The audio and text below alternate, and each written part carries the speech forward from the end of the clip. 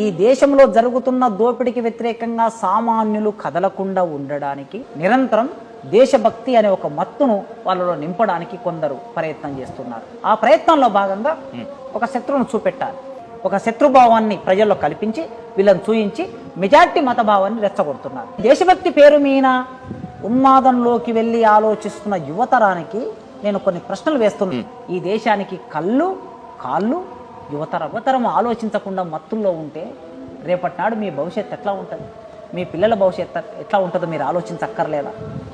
మీరు ప్రశ్నించక్కర్లేదా?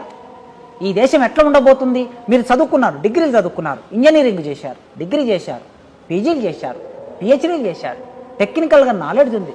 మరి మీకు ప్రభుత్వం ఉద్యోగం కల్పించవలసిన బాధ్యత ప్రభుత్వం మీద ఉందా లేదా? మరి ప్రభుత్వ ఉద్యోగాలు కల్పిస్తే మీకు ఒక భద్రత ఏర్పడుతుంది. మరి సంస్థలన్నిటిని మూసేయడం దేశభక్తే అనే ప్రశ్న యువతరం వేసుకోవాలి.